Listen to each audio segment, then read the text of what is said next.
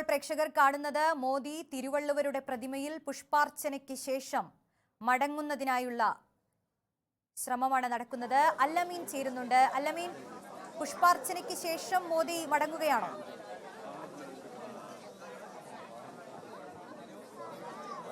റോഷ്നി, തിരുവള്ളുവർ പ്രതിമയുടെ മുകളിലെത്തി പ്രതിമയുടെ കാൽപാദങ്ങളിൽ തൊട്ട് വന്നിച്ച് പുഷ്പാർച്ചന നടത്തിയതിനു ശേഷം തൊട്ട് വണങ്ങി അദ്ദേഹം അതിനെ വലയം വയ്ക്കുന്ന കാഴ്ചയാണ് ഇപ്പോൾ കാണുന്നത്. അതിൻ്റെ ഏറ്റവും മുകളിൽ കന്യാകുമാരിയിലെ വിവേകാനന്ദ പാറയിൽ സ്ഥിതി ചെയ്യുന്ന തിരുവള്ളുവർ പ്രതിമയുടെ ഏറ്റവും മുകളിലെത്തി പ്രതിമയുടെ തൃപ്പാദങ്ങൾ തൊട്ട് വണങ്ങുന്നു. പിന്നീട് അവിടെ പുഷ്പാർച്ചന നടത്തുന്നു, അവിടെ കൈകൂപ്പി നിൽക്കുന്നു. അതിനുശേഷം അവിടെ നിന്നുകൊണ്ട് ചുറ്റും നോക്കി കാഴ്ചകൾ കണ്ടതിനു ശേഷം ആ തിരുവള്ളുവർ പ്രതിമയെ വലയം വയ്ക്കുകയാണ് പ്രധാനമന്ത്രി. അതിനെ വലയം വെച്ച് അദ്ദേഹം പുറത്തേക്ക് ഇറങ്ങുമെന്നാണ് മനസ്സിലാക്കാനാകുന്നത്. അതിനുശേഷമായിരിക്കും പ്രധാനമന്ത്രി മടങ്ങുക. തിരുവള്ളുവരെ സംബന്ധിച്ചിടത്തോളം, BJPയെ സംബന്ധിച്ചിടത്തോളം തമിഴകം തങ്ങൾക്ക് ബാലികേറ മലയല്ല എന്ന് തെളിയിക്കാൻ BJPയും പ്രധാനമന്ത്രിയും ഈ തെരഞ്ഞെടുപ്പിൽ എന്തൊക്കെ തന്ത്രങ്ങൾ പയറ്റി എന്നുള്ളത് പ്രചരണ കാലയളവിൽ നമ്മൾ കണ്ടതാണ്. പലതരത്തിൽ തമിഴകത്തെ വേരുറപ്പിക്കാനും ദ്രാവിഡ മണ്ണിൽ നിന്നും ദ്രാവിഡ രാഷ്ട്രീയത്തെ തൂത്തെറിഞ്ഞുകൊണ്ട് BJPക്ക് രംഗപ്രവേശം ചെയ്യുന്നതിന് വേണ്ടിയൊക്കെ ഈ തെരഞ്ഞെടുപ്പ് ഘട്ടത്തിൽ പലതരത്തിലുള്ള തന്ത്രങ്ങൾ അവർ ആവിഷ്കരിച്ചിരുന്നു. അതിന് പിന്നാലെയാണ് ഇപ്പോൾ തമിഴ്നാട്ടിലെത്തിയ പ്രധാനമന്ത്രി തമിഴകത്തിന്റെ എല്ലാമായ തിരുവള്ളുവരെ തൊട്ട് വഴങ്ങിക്കൊണ്ട് തമിഴക രാഷ്ട്രീയത്തിൽ മറ്റൊരു തരത്തിൽ വേരുറപ്പിക്കുന്നതിനുള്ള ഒരു തന്ത്രപരമായ നീക്കം കൂടി തന്നെ വേണം ഇതിനെ കാണാൻ. ഏതായാലും നരേന്ദ്രമോദിയുടെ ധ്യാനം അവസാനിച്ചിരിക്കുകയാണ്. 2 ദിവസമായി നടത്തിയ അദ്ദേഹത്തിന്റെ ആ ധ്യാനം പൂർത്തിയാക്കി മടങ്ങുന്നതിന് തൊട്ട് മുൻപാണ് പ്രധാനമന്ത്രി തിരുവള്ളുവർ പ്രതിമയിൽ അദ്ദേഹം ധ്യാന നിമഗ്നനായിരുന്ന സ്വാമി വിവേകാനന്ദ ധ്യാന കേന്ദ്രത്തിന് തൊട്ടടുത്തായി സ്ഥിതി ചെയ്യുന്ന തിരുവള്ളുവർ പ്രതിമയിലെത്തിയത്. തിരുവള്ളുവർ പ്രതിമയുടെ കാൽപാദങ്ങളിൽ 2 പുഷ്പഹാരങ്ങളാണ് അദ്ദേഹം സമർപ്പിച്ചത്. അതിനുശേഷം അദ്ദേഹത്തിന്റെ പ്രതിമയുടെ കാലുകൾ തൊട്ട് വണങ്ങുന്നു, കൈകൂപ്പി നിൽക്കുന്നു. അതിനുശേഷം തിരുവള്ളുവർ പ്രതിമയെ വലയം വെക്കുകയും ചെയ്യുന്നുണ്ട്. ഈ ലോക്സഭാ തെരഞ്ഞെടുപ്പിൽ ദേശീയ രാഷ്ട്രീയത്തിൽ എത്രത്തോളം ശ്രദ്ധ രാഷ്ട്രീയ നിരീക്ഷകർ കേന്ദ്രീകരിക്കുന്നുണ്ടോ, രാഷ്ട്രീയ പാർട്ടികൾ കേന്ദ്രീകരിക്കുന്നുണ്ടോ, ഇന്ത്യൻ രാഷ്ട്രീയം എത്രത്തോളം ഉറ്റുനോക്കുന്നുണ്ടോ, അതുപോലെ പ്രധാനമാണ് ഈ ലോക്സഭാ തെരഞ്ഞെടുപ്പിൽ തമിഴക രാഷ്ട്രീയത്തിൽ എന്ത് മാറ്റം സംഭവിക്കുമെന്നുള്ളതും. കാരണം കാലങ്ങളായി ദ്രാവിഡ രാഷ്ട്രീയത്തിന്റെ മാത്രം കൈകളിരിക്കുന്ന തമിഴക രാഷ്ട്രീയത്തിലേക്കാണ് BJP കൂടി കടന്നു കയറാൻ ശ്രമിക്കുന്നത്. ആ അർത്ഥത്തിലായിരുന്നു ഈ ലോക്സഭാ തെരഞ്ഞെടുപ്പ് തമിഴ്നാട്ടിൽ ശ്രദ്ധാകേന്ദ്രമായത്. അവിടെയാണ് പ്രധാനമന്ത്രി തമിഴകത്തിന്റെ ചൂടും ചൂരും ആവാഹിച്ച തിരുവള്ളുവരുടെ പ്രതിമയെ തൊട്ട് വണങ്ങിക്കൊണ്ട് അവിടെ സർവ്വതും സമർപ്പിച്ചുകൊണ്ട് മടങ്ങാനൊരുങ്ങുന്നത്. സ്വാഭാവികമായും ഈ മടക്കയാത്ര തിരുവള്ളുവരുടെ മുന്നിലെല്ലാം സമർപ്പിച്ച് മടങ്ങാനൊരുങ്ങുന്ന ഈ മടക്കയാത്ര വലിയൊരു തിരിച്ചുവരവിലേക്കുള്ള യാത്രയായിട്ടാണ് BJPയും പ്രധാനമന്ത്രി നരേന്ദ്രമോദിയും കാണുന്നത്. അത് എത്രത്തോളം ഫലവത്താകുമെന്നുള്ളതാണ് കാത്തിരുന്ന് കാണേണ്ട ഒരു പ്രധാനപ്പെട്ട ചോദ്യം. എന്ന് മാത്രമല്ല, 2 ദിവസം മണിക്കൂറുകൾ നീണ്ട ധ്യാനം പൂർത്തിയാക്കി പ്രധാനമന്ത്രി മടങ്ങുമ്പോൾ അദ്ദേഹം ഈ ധ്യാനത്തിലൂടെ എന്താണോ ആഗ്രഹിച്ചത്, എന്താണോ കൊതിച്ചത്, എത്ര കണ്ട് അതിൻ്റെ ആ ഒരു ആഗ്രഹ പൂർത്തീകരണം നടപ്പിലായിട്ടുണ്ട് എന്നുള്ളതും കാത്തിരുന്നു തന്നെ കാണാം. കാരണം ആത്മീയതയിലേക്ക് ലയിച്ചു ചേരുക എന്നതിനപ്പുറത്തേക്ക് കൃത്യമായ രാഷ്ട്രീയ ലക്ഷ്യം കൂടി ഉണ്ടായിരുന്നു ഈ ധ്യാനത്തിന് പിന്നിൽ. അതുകൊണ്ട് തന്നെ അതിൻ്റെ ഫലപ്രാപ്തിയുടെ തോതറിയുന്നതിന് ജൂൺ 4-ന് വോട്ടെണ്ണി കഴിയണം, അതിൻ്റെ തെരഞ്ഞെടുപ്പ് ഫലം വരണം. അതിൻ്റെ വിശദീകരണവും വിശകലനവും വന്നതിന് ശേഷം മാത്രമായിരിക്കും മോദിയുടെ ഈ ധ്യാനം എത്ര കണ്ട് ആ അർത്ഥത്തിൽ ആളുകളെ സ്വാധീനിക്കാനോ രാഷ്ട്രീയത്തെ സ്വാധീനിക്കാനോ സാധിച്ചിട്ടുണ്ടോ എന്ന ഈ രാജ്യത്തിന്റെ കർമ്മഭൂമിയിൽ പ്രവർത്തിക്കുന്നത് അതിന്റെ വലിയ തരത്തിലുള്ള വിമർശനങ്ങൾ, വലിയ തരത്തിലുള്ള ആരോപണങ്ങൾ, ആക്ഷേപങ്ങളൊക്കെ ഉയരുന്നതിനിടെയാണ് പ്രധാനമന്ത്രി കന്യാകുമാരിയിൽ ധ്യാനത്തിനായി എത്തിയതും ആ ധ്യാനം പൂർത്തിയാക്കി മടങ്ങാനൊരുങ്ങുന്നതും.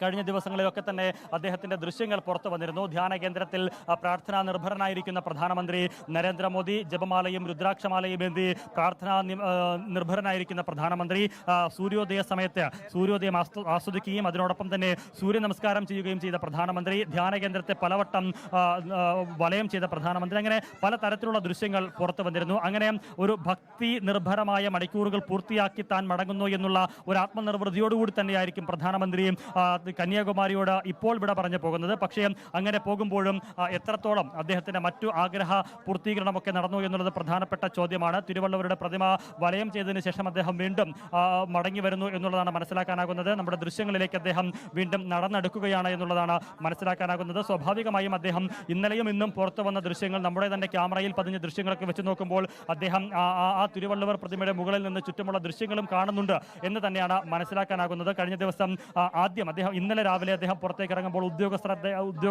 അദ്ദേഹത്തിന് ബൈനോക്കുലർ നൽകുന്നുണ്ടായിരുന്നു. ആ ബൈനോക്കുലർ വെച്ച് ചുറ്റുമുള്ള കാഴ്ചകൾ അദ്ദേഹം ആസ്വദിച്ച കാഴ്ച നമ്മൾ കണ്ടതാണ്. സ്വാഭാവികമായും സമാനമായ ഒരു സാഹചര്യം തിരുവള്ളുവർ പ്രതിമയ്ക്ക് മുകളിലും നമ്മൾ പ്രതീക്ഷിക്കുന്നുണ്ട്. പക്ഷേ അദ്ദേഹം വലയം ചെയ്ത് അപ്പുറത്തേക്ക് പോകുമ്പോൾ അദ്ദേഹം പുറത്തിറങ്ങിയിരിക്കുകയാണ്. പ്രധാനമന്ത്രി ഇപ്പോൾ പുറത്തിറങ്ങിയിരിക്കുകയാണ്.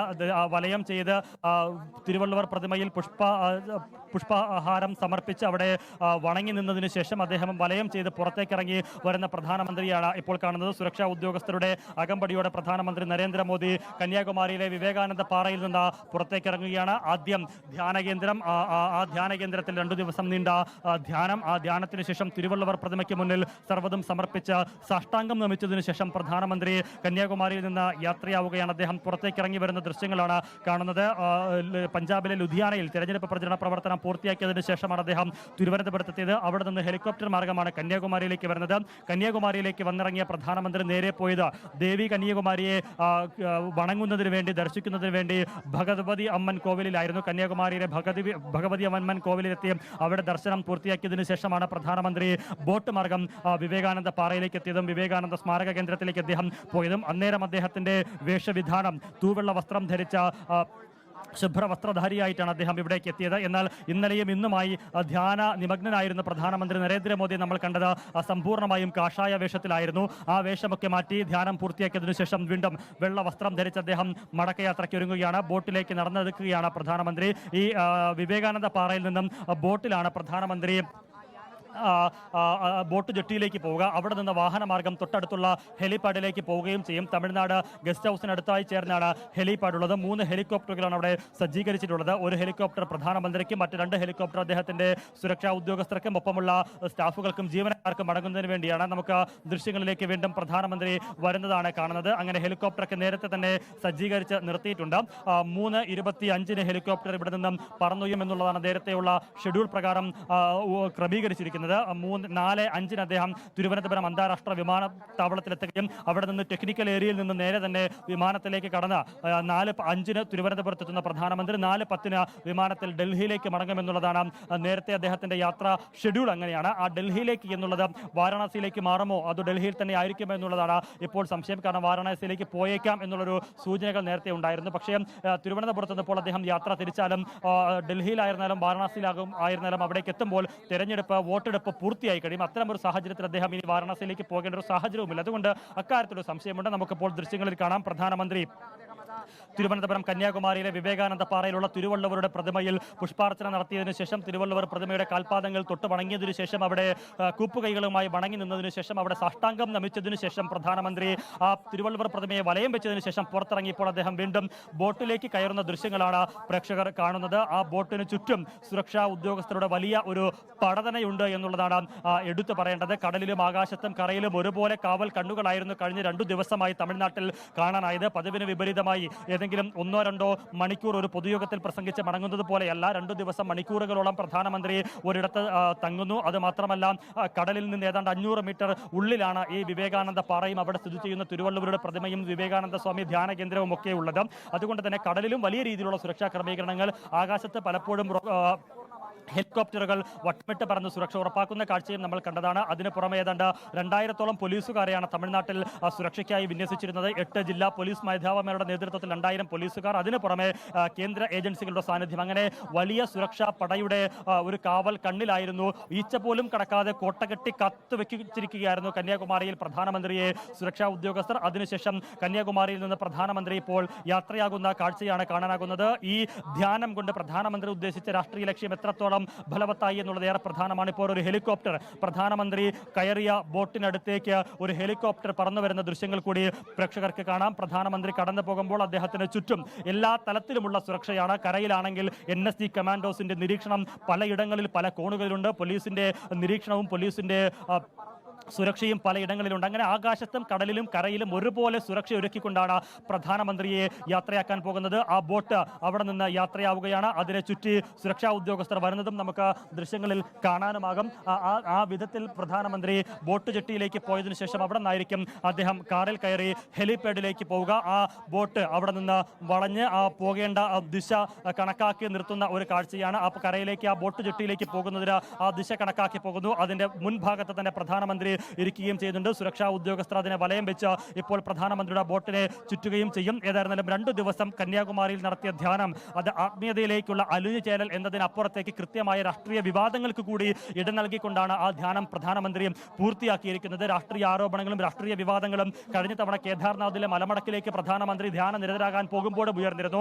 അന്നും പ്രതിപക്ഷ കക്ഷികൾ ഈ പറഞ്ഞതുപോലെ തന്നെ തെരഞ്ഞെടുപ്പ് കമ്മീഷനെ സമീപിക്കുകയും ചെയ്തിരുന്നു. പക്ഷേ അന്നും ഈ ധ്യാനം തടയണമെന്നുള്ള ആവശ്യം തെരഞ്ഞെടുപ്പ് കമ്മീഷൻ തള്ളുകയായിരുന്നു. ഇവിടെ ഉയരുന്ന പ്രധാനപ്പെട്ട ഒരു ചോദ്യം, ആത്മീയതയിലേക്ക് ലയിച്ചു ചേരുന്നതിന് വേണ്ടി പ്രധാനമന്ത്രി ധ്യാനത്തിലേക്ക് കടക്കുമ്പോൾ എന്തുകൊണ്ട് പ്രധാനപ്പെട്ട തെരഞ്ഞെടുപ്പുകളുടെ പ്രചരണങ്ങളുടെ അവസാന ഘട്ടമാണ് ആ ധ്യാനത്തിന് നല്ല സമയം എന്ന് എന്തർത്ഥത്തിൽ പ്രധാനമന്ത്രി കാണുന്നു? അല്ലെങ്കിൽ ആ സമയത്തെ ധ്യാനത്തിന് നല്ല സമയമായ പ്രധാനമന്ത്രി തിരഞ്ഞെടുക്കുന്നതിന് പിന്നിലെ ചേതോവികാരവും താല്പര്യവുമാണ് ഇവിടെ സംശയങ്ങൾക്കിടയാക്കിയതും രാഷ്ട്രീയ ആരോപണങ്ങളിലേക്ക് നയിച്ചതും അതിന് പിന്നിലെ രാഷ്ട്രീയമാണ് ചർച്ചയായതും ഈ 2 ദിവസവും എന്ന കാര്യത്തിൽ സംശയമില്ല. ഏതായാലും ആ ചർച്ചകൾ അങ്ങനെ നിൽക്കുമ്പോൾ തന്നെ ആ ചർച്ചകൾ ബാക്കിയാക്കി അതിന് ഉത്തരം നൽകാതെ പ്രധാനമന്ത്രി മടങ്ങുന്ന കാഴ്ച, ഏതായാലും ആ ചർച്ചകളുടെ തുടർച്ച ഏത് വിധത്തിലായിരിക്കും എന്നുള്ളതാണ് ഇനി കണ്ടറിയേണ്ടത്. പ്രത്യേകിച്ച് 2 ദിവസം കൂടി കഴിയുമ്പോൾ നിർണായകമായിട്ടുള്ള ലോക്സഭാ തെരഞ്ഞെടുപ്പ് ഫലം വരാനിരിക്കുകയാണ്. പലതരത്തിലുള്ള നിഗമനങ്ങൾ, പലതരത്തിലുള്ള പ്രവചനങ്ങൾ, പലതരത്തിലുള്ള സർവേ ഫലങ്ങൾ, പലതരത്തിലുള്ള ചർച്ചകൾ, പലതരത്തിലുള്ള രാഷ്ട്രീയ നിരീക്ഷണങ്ങൾ, വിശകലനങ്ങൾ, അങ്ങനെ എന്ത് സംഭവിക്കുമെന്നുള്ള വലിയ ആകാംക്ഷാപൂർവ്വം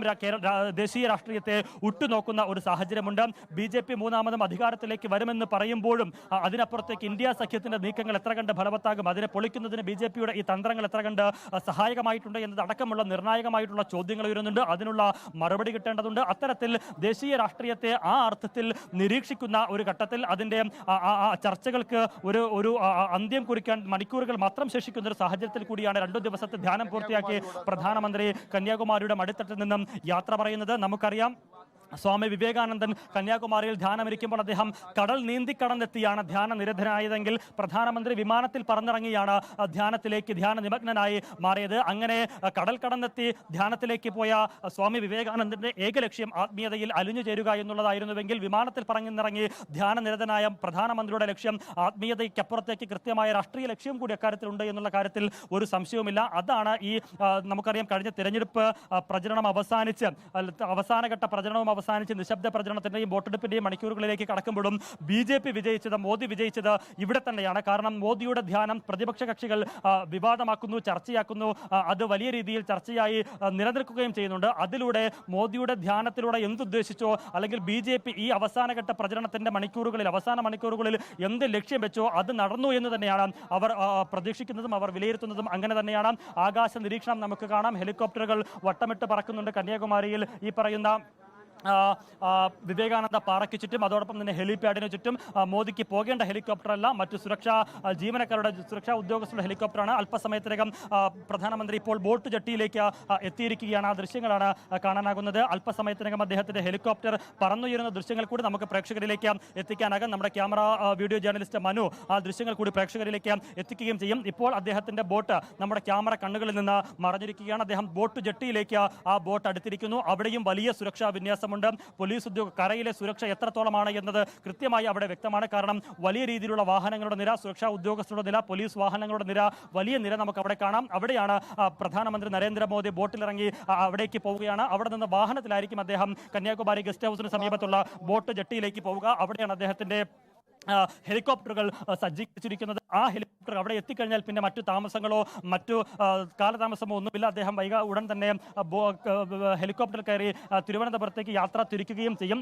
3:25 ഇവിടെ നിന്ന് പറന്നുയരും. ഇപ്പോൾ 3:20 ആയിരിക്കുകയാണ്. ഇതുവരെയും നേരത്തെ നിശ്ചയിച്ച പ്രകാരമുള്ള ഷെഡ്യൂൾ പ്രകാരമുള്ള കാര്യങ്ങൾ പൂർത്തീകരിക്കാനായിട്ടുണ്ട്. ആ രീതിയിൽ തന്നെയാണ് നിലവിൽ അദ്ദേഹത്തിന്റെ മടക്കയാത്രയുടെ ഇതുവരെയുള്ള നിമിഷങ്ങളും പൂർത്തിയായിരിക്കുന്നത്. അല്പസമയത്തിനകം അദ്ദേഹത്തിന്റെ ഹെലികോപ്റ്റർ പറന്നുയരുകയും ചെയ്യും. അങ്ങനെയാണെങ്കിൽ 3:25 തന്നെ ഹെലികോപ്റ്റർ പറന്നുയർന്നാൽ, നിശ്ചയിച്ചതുപോലെ പറന്നുയർന്നാൽ 4:05 കൃത്യം 4:05 തിരുവനന്തപുരം അന്താരാഷ്ട്ര വിമാനത്താവളത്തിൽ പ്രധാനമന്ത്രിയുടെ ഹെലികോപ്റ്റർ ഇറങ്ങുകയും 4:10 അദ്ദേഹം അവിടെ നിന്ന് യാത്ര തിരിക്കുകയും ചെയ്യും. അത് ഡൽഹിയിലേക്കോ വാരണാസിയിലേക്കോ എന്നുള്ള പ്രധാനപ്പെട്ട ഒരു ചോദ്യം മാത്രമാണ് ഇപ്പോൾ അവശേഷിക്കുന്നത്. പ്രധാനമന്ത്രി ബോട്ട് ജെട്ടിയിലേക്ക് അദ്ദേഹത്തിന്റെ ബോട്ട് അടുത്തിരിക്കുകയാണ്. അദ്ദേഹം ആ വാഹനത്തിലേക്ക് കയറിയിട്ടില്ല. വൈകാതെ തന്നെ അദ്ദേഹം ആ വാഹനത്തിലേക്ക് കയറി അവിടെ സജ്ജീകരിച്ചിരിക്കുന്ന വാഹനത്തിൽ കയറി റോഡ് മാർഗം അദ്ദേഹം ഹെലിപാഡിലേക്ക് പോകുമെന്നുള്ളതാണ് മനസ്സിലാക്കാനാകുന്നത്. നമുക്കിപ്പോൾ കാണാം, വലിയ സുരക്ഷ ഒരുക്കിയിട്ടുണ്ട്. NSG കമാൻഡോസിന്റെ സാന്നിധ്യമുണ്ട് അവിടെ.